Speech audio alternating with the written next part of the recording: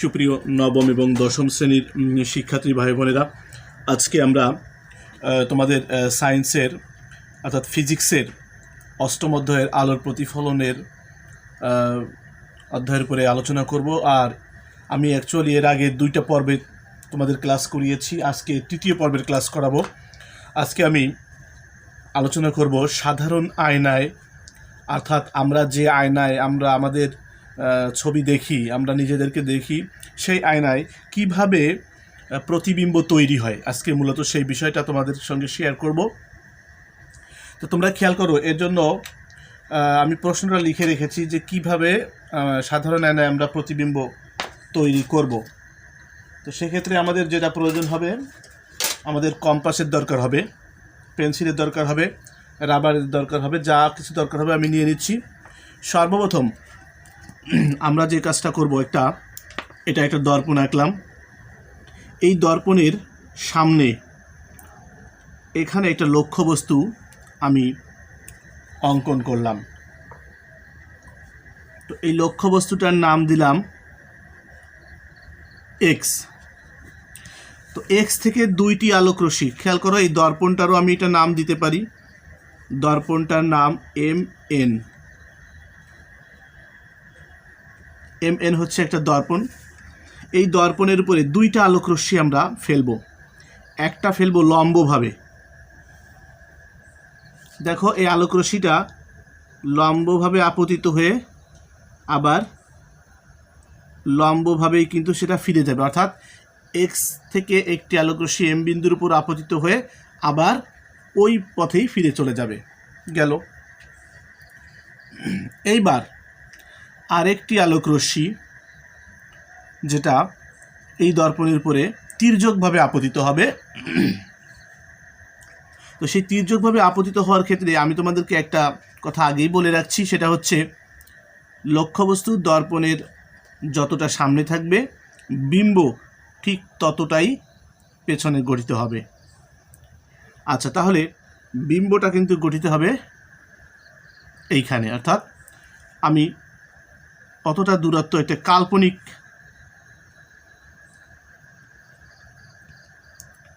রেখা আমি অঙ্কন করতে পারি। তাহলে আরেকটি রশ্মি বলেছি যে তির্যকভাবে আপতিত হবে, তাহলে তির্যকভাবে একটা আলোক রশ্মি আমরা আঁকি। এই যে তির্যকভাবে আপতিত হয়েছে। তির্যকভাবে আপতিত আলোক রশ্মি কিন্তু যে বিন্দুতে আপতিত হবে সেই বিন্দুর নিশ্চয় একটা নাম আমরা দিব। তো দিলাম এখানে ও বিন্দু। ও বিন্দুতে আপতিত হয়ে এই ও বিন্দুতে কিন্তু একটা এই বিভেদ তলের উপরে, এই দর্পণটা কিন্তু একটা বিভেদ তল হিসেবে কাজ করছে। দর্পণের উপর ওখানে একটা অবিলম্ব আমরা অঙ্কন করব, জাস্ট 90 ডিগ্রি। অর্থাৎ এই যে রেখাটা তোমরা দেখতে পাচ্ছ এম এক্স, ঠিক এরই সমান্তরাল করে একটা অভিলম্ব আমরা এখানে অঙ্কন করলাম। ঠিক আছে, অভিলম্বটার নামও তোমরা যে কোনো একটা কিছু নাম দিয়ে নাও, মনে করো আমি ওপি দিলাম। ঠিক আছে, এখন তাহলে তোমরা কি খেয়াল করো, এই যে অভিলম্বের সঙ্গে এটা কি আপতন কোণ করলো না? এই কোণটার নাম কিন্তু আপতন কোণ।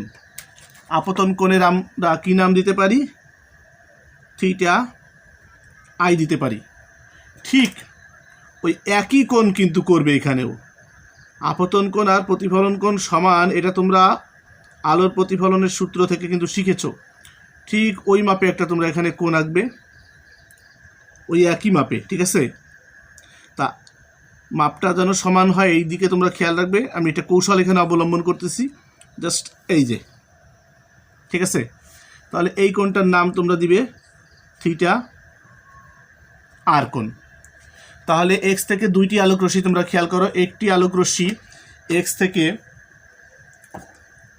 এম বিন্দুর উপর আপতিত হয়ে আবার ওই এক্স বিন্দুর দিকে ফিরে গেছে। আরেকটি আলোক রশ্মি তির্যকভাবে ও বিন্দুর উপর আপতিত হয়ে এখানে মনে করো নাম দিলাম ও কিউ পথে প্রতিফলিত হয়েছে। এই যে আমি চিহ্ন দিয়ে দেখিয়ে দিলাম। আর ওপিটা কিন্তু একটা অভিলম্ব হিসেবে কাজ করছে। এখন আমরা যে কাজটা করব সেই কাজটা হচ্ছে এই কিউ ওকে পেছন দিকে বর্ধিত করব। পেছন দিকে বর্ধিত করলে দেখো কি হয়। আমি এক্স এমকে পেছন দিকে বর্ধিত করেছি এবং কিউ ওকে পেছন দিকে বর্ধিত করেছি। এই রশ্মি দুটোকে পেছন দিকে বর্ধিত করলে এরা এক বিন্দুতে মিলিত হচ্ছে, এই যে।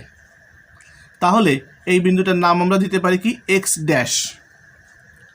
অর্থাৎ মনে হচ্ছে যেন ওই এক্স এম রশ্মিটা যেন ওই এক্স ড্যাশ বিন্দু থেকে আসতেছে, এরকম মনে হচ্ছে না? আবার কিউ ও রশ্মিটা যেন ওই এক্স ড্যাশ বিন্দু থেকে আসছে বলে মনে হচ্ছে। তো এরকম যদি আসছে বলে মনে হয়, তাহলে সেই যে বিম্ব গঠিত হলো, এইটাই হচ্ছে এই লক্ষ্যবস্তু এক্সের প্রতিবিম্ব বা বিম্ব। তাহলে যেহেতু এখানে কাল্পনিক রেখা দ্বারা আমরা এক বিন্দুতে মিলিত করেছি এবং এই যে এম এক্স এবং ও কিউ রশ্মি মনে হচ্ছে যেন এক্স ড্যাশ বিন্দু থেকে আসছে মনে হচ্ছে, তাই এই বিম্বটা কিন্তু অবাস্তব বিম্ব। তাহলে তোমরা এখান থেকে আরও একটা সিদ্ধান্তে উপনীত হতে পারলে, সেটা হচ্ছে সমতল দর্পণে যে বিম্ব গঠিত হয় সেই বিম্বটা কিন্তু অবাস্তব বিম্ব। ঠিক আছে? তাহলে এই প্রশ্নটা আমরা যখন লিখব, সেক্ষেত্রে আমরা কি লিখতে পারি? সেক্ষেত্রে আমরা যেটা লিখব সেটা হচ্ছে, ধরা যাক এম এন একটি সমতল দর্পণ। আমরা প্রশ্ন শুরু করে দিয়েছি। ধরা যাক এম এন একটি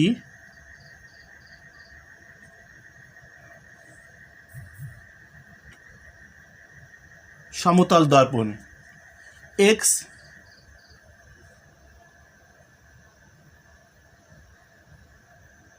দর্পণের সামনে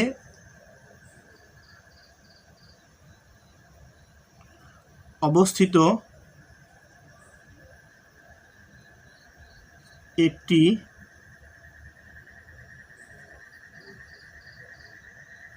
লক্ষ্যবস্তু। এক্স থেকে একটি আলোকরশ্মি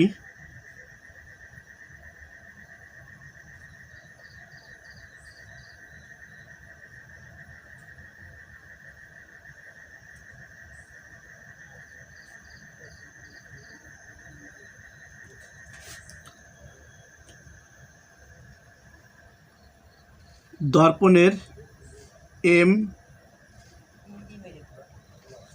বিন্দুতে আপতিত হয়ে প্রতিফলনের পর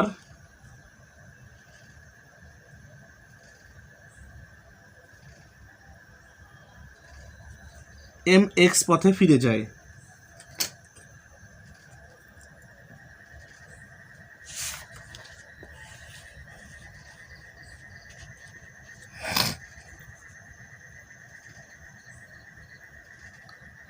এম এক্স পথে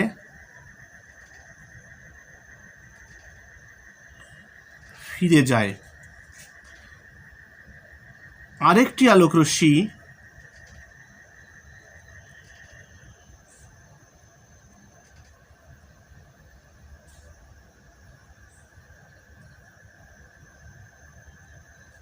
ও বিন্দুতে আপতিত হয়ে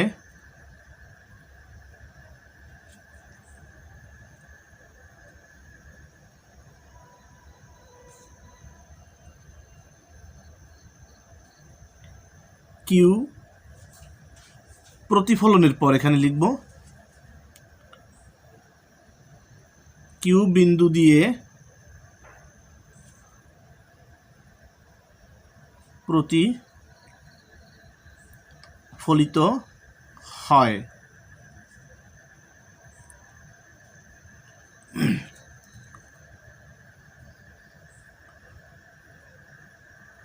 ও বিন্দুতে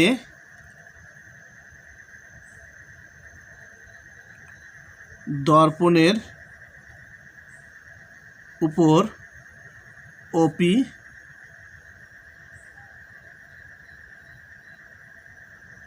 অভিলম্ব।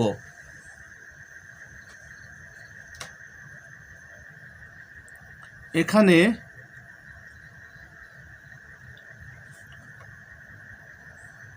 আপতন কোণ থিটা আই সমান সমান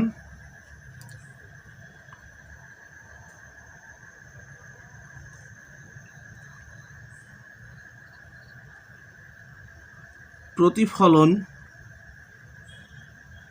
কোণ থিটা আর। এখন আমরা এখানে বলেছি যে আপতিত হয়ে কিউ বিন্দু দিয়ে প্রতিফলিত হয়। এবার প্রতিফলিত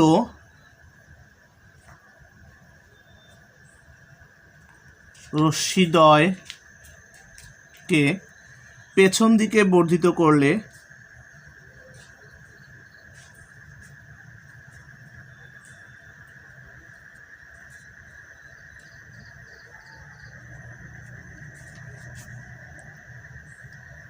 এক্স ড্যাশ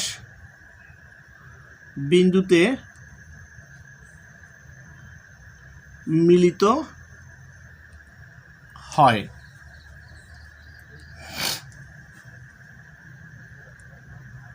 এই এক্স ড্যাশ ই হচ্ছে লক্ষ্যবস্তু এক্স এর প্রতিবিম্ব।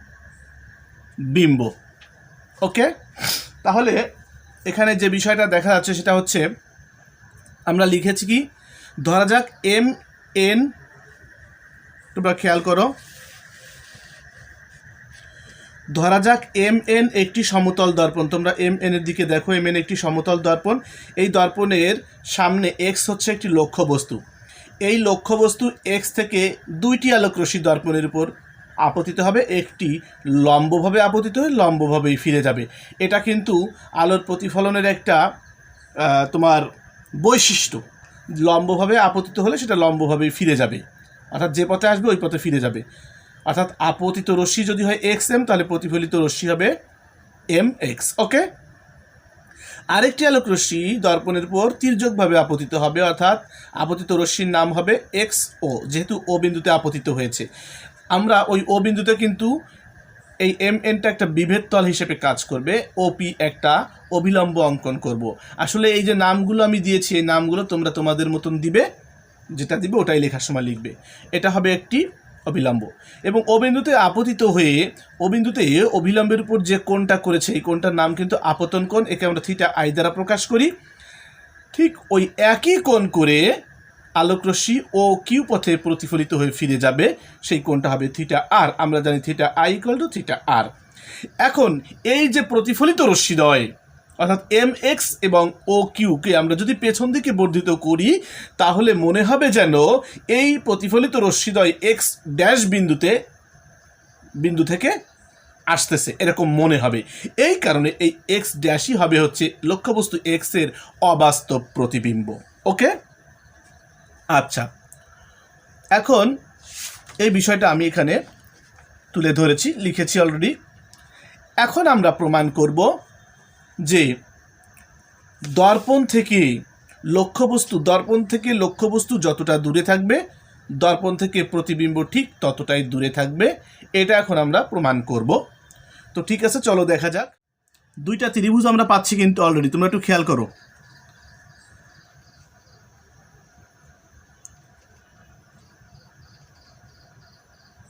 এখন ত্রিভুজ এম এক্স ও এবং ত্রিভুজ এম এক্স ড্যাশ ও এ, তোমরা খেয়াল করো, এই যে কোণটা আছে একটু মনোযোগ দাও, এই কোণটা আর এই কোণটা পরস্পর সমান। ঠিক আছে, এখন কিভাবে সমান এটা আমি তোমাদেরকে একটু বোঝানোর চেষ্টা করছি। তোমরা খেয়াল করো, এই যে এম এক্স রশ্মিটা রয়েছে না, এই এম এক্স রশ্মিটা কিন্তু লম্ব, ঠিক তেমনি ওপি রশ্মিটাও কিন্তু লম্ব। তাহলে লম্ব যদি হয় একই, আর এদের মাঝখানে কিন্তু এটা ছেদক আছে, খেয়াল করো, এই এক্স ও কিন্তু একটা ছেদক, তোমরা জ্যামিতিতে শিখেছো এরা।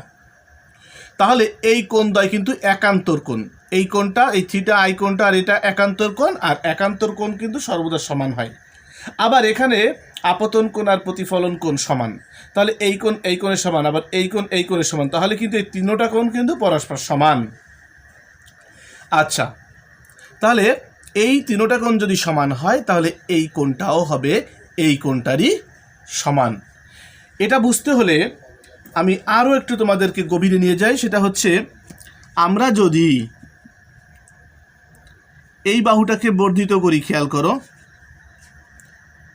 এই অভিলম্বটাকে যদি আমরা পেছন দিকে বর্ধিত করি তাহলে কিন্তু এখানে একটা অলরেডি কোণ পেয়ে যাচ্ছি। তোমরা খেয়াল করো, তোমরা জানো যে বিপ্রতীপ কোণ পরস্পর সমান, দুইটি সরলরেখা পরস্পরকে ছেদ করলে, খেয়াল করো এটা একটা সরলরেখা না, এই থেকে এই পর্যন্ত সরলরেখা, আবার এটা একটা সরলরেখা, দুটো সরলরেখা পরস্পরকে ছেদ করছে, ছেদ করলে উৎপন্ন বিপ্রতীপ কোণ পরস্পর সমান, এই কোণটা হবে এই কোণটার সমান। তাহলে এই কোণটা আবার এই কোণটা কিন্তু পরস্পর একান্তর কোণ। আমি এই জন্য বলেছি যে এই কোণটা পরস্পর সমান। তাহলে আমরা এটা এখানে লিখতে পারি, কোণ, এই কোণটার নাম কি, M X O equal to কোণ এম এক্স ড্যাশ ও, এই দুটা কোণ পরস্পর সমান। আচ্ছা, তোমরা জানো যে এই কোণের যদি সমান হয়, তোমরা এটাকে একটা বড় ত্রিভুজ কল্পনা করো। দেখো এটা কিন্তু বড় একটা ত্রিভুজ, এই যে বড় একটা ত্রিভুজ, এই ত্রিভুজটার নাম আমরা বলতে পারি এক্স ড্যাশ এক্স ও, এটা বড় একটা ত্রিভুজ পাচ্ছি। কিন্তু এই ত্রিভুজের এই কোণ যদি এই কোণের সমান হয় তাহলে এই বাহুর অবশ্যই সমান হবে, সেটা আমরা বলতে পারি। আবার আমরা এভাবেও বলতে পারি এম ও সমান এম ও, বাহু এম ও সমান বাহু এম ও, যেহেতু সাধারণ বাহু, দুটো ত্রিভুজের একটা সাধারণ বাহু যদি হয় তাহলে সমান হবে, সেটা অবশ্যই। আচ্ছা, এবার আমরা যেটা করব, এই কোণটা কিন্তু অবশ্যই এই কোণটা সমান হবে। তোমরা খেয়াল করো, এই কোণটা অবশ্যই এই কোণের সমান হবে যেহেতু লম্ব, এবং কোণ নাম দেব কি, X M O equal to কোণ এক্স ড্যাশ এম ও। আবার যে বললাম এইটা বাহুরও সমান, আমরা তিনটা ডাটাকে সমান দেখি আমরা ত্রিভুজদ্বয় সর্বসম বলতে পারি, আমাদের আর কোনো কিছু সমান দেখাতে হবে না। আমরা বলবো অতএব ত্রিভুজ এম এক্স ও সর্বসম ত্রিভুজ এম এক্স ড্যাশ ও। যে ত্রিভুজ সর্বসম হয়ে যাবে যখন ত্রিভুজ দুইটা, তখন কিন্তু তাদের বাদ বাকি উপাত্তগুলো অবশ্যই সমান হয়ে যাবে। তাহলে বাদ বাকি উপাত্ত কি আছে, অতএব বাহু এম এক্স, অর্থাৎ এই যে এম এক্স সমান কিন্তু হবে এম এক্স ড্যাশ। আচ্ছা, এই দুটাই তো, এম এক্স মানে কি, লক্ষ্যবস্তুর দূরত্ব, আর এম এক্স ড্যাশ কি, বিম্বের দূরত্ব। আমরা এখানে লিখব যেহেতু এম এক্স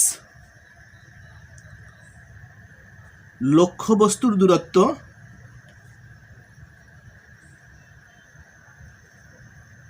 এবং এম এক্স ড্যাশ বিম্বের দূরত্ব,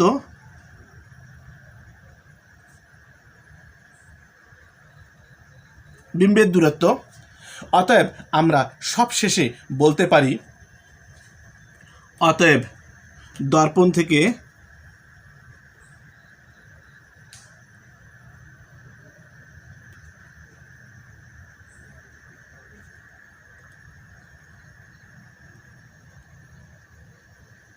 লক্ষ্যবস্তুর দূরত্ব ও বিম্বের দূরত্ব সমান। এটা আমাদের প্রশ্ন হতে পারে, তাহলে আমাদের এই প্রশ্নটা কিন্তু আনসার হয়ে গেল। এবার আমরা আরও একটা কাজ শিখব, সেটা হচ্ছে এখানে এই চিত্রটার দিকে তোমরা খেয়াল করো,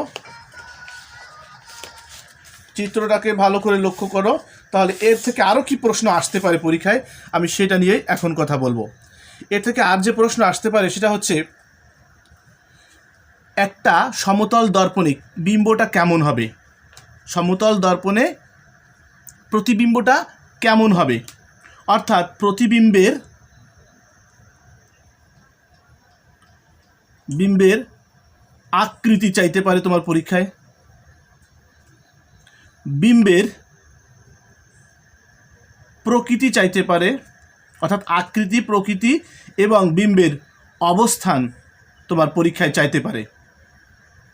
তাহলে সেই তিনটেও আমরা চিত্র দেখে দেখে সেই তিনটে প্রশ্নেরও অ্যান্সার করা আমরা শিখবো এখন। ওকে, তাহলে খেয়াল করো আকৃতিটা কেমন হবে।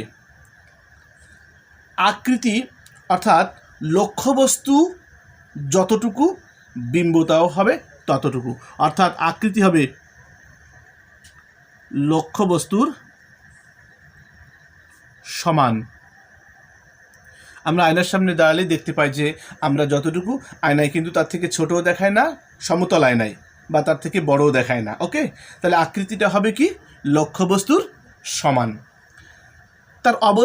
তার প্রকৃতিটা কেমন হবে? প্রকৃতি হবে অসৎ, অসৎ এবং সোজা। আচ্ছা, অসৎটা কি? ওই যে বলেছি যে আলোকরশ্মি এক্স ড্যাশ বিন্দু থেকে আসছে বলে মনে হচ্ছে, অর্থাৎ প্রতিফলিত যে আলোকরশ্মি, সে আলোকরশ্মি কিন্তু এই যে এম এক্স যে আলোকরশ্মি প্রতিফলিত হয়ে আসছে, ও কিউ যে আলোকরশ্মি প্রতিফলিত হয়ে আসছে, কোত্থেকে আসছে বলে মনে হচ্ছে? এক্স ড্যাশ বিন্দু থেকে আসছে বলে মনে হচ্ছে। আর এরকম আসছে বলে মনে হচ্ছে যদি হয়, তাহলে সেই বিম্বটাকে বলা হয় অসৎ বিম্ব। আর আসলেই যদি মিলিত হতো, অর্থাৎ দর্পণের সামনে যদি কোনো এক বিন্দুতে মিলিত হতো, তাহলে সেটা হতো সৎ বিম্ব। আর সোজা বলছি এই অর্থে, এখানে লক্ষ্যবস্তুর মাথা যদি উপরের দিকে থাকে, তাহলে সমতল দর্পণে আমরা বিম্বের মাথাও কিন্তু উপরে দেখি। এরকম যদি হয় তাহলে সেটাকে বলা হবে সোজা প্রকৃতি। ওকে, আর অবস্থান কোথায় হবে? অবস্থান হবে লক্ষ্যবস্তু যতটা দূরে, বিম্বের অবস্থানও হবে ততটা দূরে। ঠিক আছে, তাহলে অবস্থানটা কি লিখব? দর্পণের পেছনে। অবস্থানটা কোথায়? বিম্বের অবস্থান দর্পণের পেছনে। আমরা যখন আয়নার সামনে দাঁড়াই তখন আমাদের বিম্বটা কোথায় হয়? নিশ্চয়ই আয়নার পেছনে হয়। তোমরা খেয়াল করেছো। ওকে, তাহলে এই তিনটে তোমাদের ভালো করে বুঝতে হবে। এইবার আমরা যেটায় যাব সেটা হচ্ছে, একটা আয়নাতে যদি আমরা আমাদের পরিপূর্ণ বিম্ব, পরিপূর্ণ চেহারা দেখতে চাই, তাহলে সেই আয়নাটার সাইজটা কি হতে হবে? ঠিক আছে, এটা হচ্ছে আজকের আমাদের প্রশ্ন নাম্বার 2, অর্থাৎ পূর্ণদৈর্ঘ্য প্রতিবিম্ব দেখার জন্য দর্পণের দৈর্ঘ্য কত হবে। তোমার উপরে কিন্তু প্রশ্ন যে যেভাবে আসতে পারে আমি সবগুলো তোমাদের দেখিয়ে দিয়েছি। এবার যে প্রশ্নটা আসবে সেটা হচ্ছে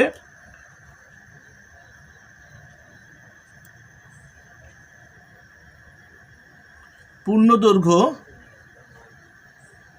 বিম্ব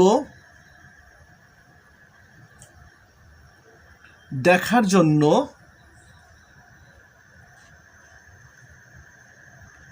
দর্পণের দৈর্ঘ্য কতটা হতে হবে, এটা তোমাদের একটা প্রশ্ন আসবে। তো ঠিক আছে, আমরা এখন এই প্রশ্নের সমাধানে চলে যাই। তোমরা খেয়াল করো, প্রশ্নটা আমি এখানে রেখে দিলাম।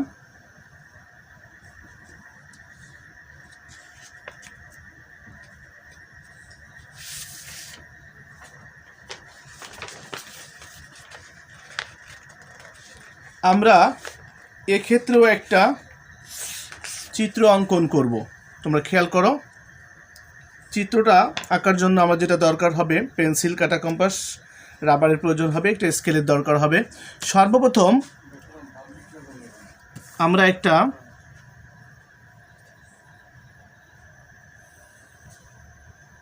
একটা সমতল অঙ্কন করলাম। এই সমতলের উপরে মনে করো কোনো একজন ব্যক্তি দাঁড়িয়ে আছে। এখানে এই যে একজন ব্যক্তি দাঁড়িয়ে আছে, এই যে ব্যক্তির মাথা, ঠিক এর সামনে আমরা একটা দর্পণ অঙ্কন করলাম, সমতল দর্পণ অঙ্কন করলাম। ঠিক আগের চিত্রের মতন তোমরা খেয়াল করো, এখান থেকে এই সামনে অবস্থান করা যে ব্যক্তি থাকবে তার থেকে দুইটা আলোকরশ্মি, একটা লম্বভাবে আপতিত হয়ে লম্বভাবে প্রতিফলিত হবে জাস্ট আগের চিত্রের মতন, আরেকটা আলোকরশ্মি তির্যকভাবে আপতিত হবে এবং সেটা প্রতিফলনের পর যে বিন্দুতে আপতিত হবে সেই বিন্দুটার নাম হবে অভিলম্ব এবং সেইখানে আপতন কোণের সমান করে প্রতিফলন কোণ করবে। এটা হবে একটা আপতন কোণ আর এখানে আমাদের হবে প্রতিফলন কোণ। আগের চিত্রে তোমরা শিখেছো যে দর্পণ থেকে যতটা দূরে থাকবে লক্ষ্যবস্তু, ঠিক দর্পণ থেকে ততটা দূরে হবে বিম্বের অবস্থান। ওকে, তাহলে আমরা এখানে বিম্ব গঠন করবে এই বিন্দুতে, অর্থাৎ এই ছিল লক্ষ্যবস্তু, এখানে কিন্তু বিম্ব গঠন করবে। এটা তোমরা আগের চিত্রে জেনেছো। তোমরা এভাবে, আমি যেভাবে অঙ্কন করতেছি তোমরা এভাবে অঙ্কন করার চেষ্টা করবে।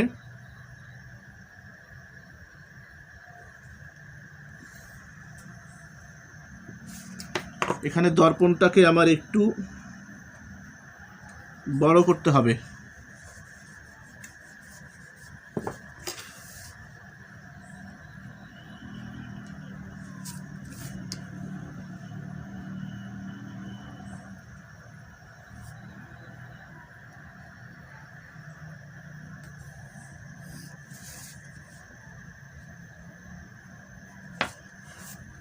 তাহলে এই কিন্তু ছিল থিটা আই, এটা ছিল থিটা আর, এটা ছিল আপতিত রশ্মি, এটা ছিল প্রতিফলিত রশ্মি, এটা ছিল আপতন বিন্দু, এটা ছিল দর্পণ এম এন আর এটা ছিল অভিলম্ব ওপি।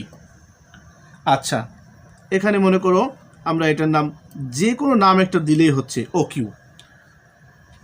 তাহলে এখন আমরা এক্স ও রশ্মিটাকেও পেছন দিকে বর্ধিত করি। খেয়াল করো, পেছন দিকে যদি বর্ধিত করি তাহলে কি পাওয়া যাবে? এখানে একটা বিন্দু পাওয়া যাবে, যে বিন্দুটার নাম আমরা দিচ্ছি মনে করো আর। এখন এই আর থেকে এখানে একটা লম্ব আমরা অঙ্কন করি, এই যে অঙ্কন করলাম। তাহলে তোমরা খেয়াল করো, আমাদের চিত্র আঁকা কমপ্লিট। এখানে বিষয়টা তাহলে কি দাঁড়ালো? এক্স থেকে একটি আলোকরশ্মি এম বিন্দুতে আপতিত হয়ে আবার এক্স বিন্দুতে ফিরে গেল এবং আরেকটি আলোকরশ্মি ও বিন্দুতে আপতিত হয়ে কিউ বিন্দু দিয়ে চলে গেল। এই দুটো রশ্মিকে যদি আমরা পেছন দিকে বর্ধিত করি, এই দুটো রেখা কিন্তু আসলে কাল্পনিক রেখা, ঠিক আছে? এই যে এটা বর্ধিত করলাম পিছন দিকে, এই কিউ ও কেও পেছন দিকে বর্ধিত করলাম, এক্স ড্যাশ বিন্দুতে মিলিত হলো। এটা তোমরা আগের চিত্রে বুঝেছো, এক্স ড্যাশ হচ্ছে এক্সের প্রতিবিম্ব। অর্থাৎ এই যে আমাদের যে মূল লক্ষ্যবস্তু, ধরো তুমি এখানে দাঁড়িয়েছো, তোমার শরীরের উপরের অংশ থেকে দুইটা আলোকরশ্মি আমি নিয়ে এখানে দেখালাম, ঠিক আছে? আর এখানে একেবারে শেষ বিন্দুটা কিন্তু এই যে কিউ বিন্দু থেকে যে বিম্বটা যেখানে বিম্ব গঠিত হবে কিন্তু এইখানে, অর্থাৎ পা থেকে যে আলোকরশ্মি আসবে সেটা কিন্তু এখানে গঠন হবে। তাহলে উপরে মাথার বিম্ব গঠিত হলো, নিচে পায়ের বিম্ব গঠিত হলো। তাহলে কি আমাকে পুরোটাই দেখা যাচ্ছে আয়নায়?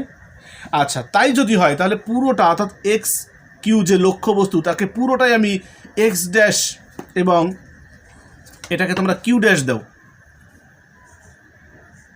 এক্স ড্যাশ এবং কিউ ড্যাশ, এই হচ্ছে তার প্রতিবিম্ব। অর্থাৎ পুরো ব্যক্তিটাকে এখানে আমরা দেখতে পাবো সমতল দর্পণে।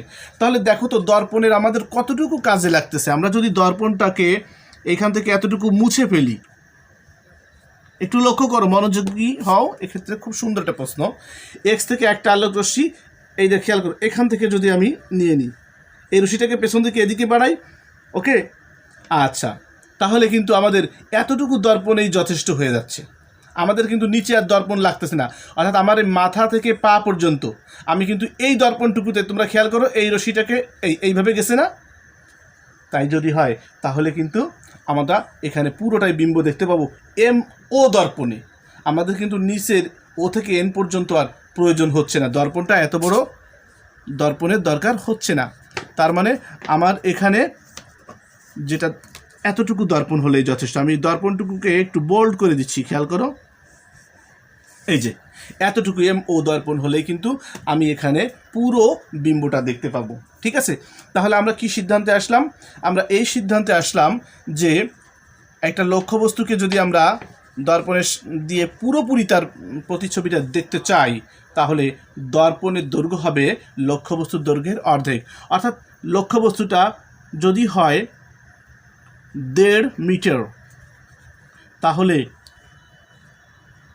দর্পণটা হবে 0.75 মিটার।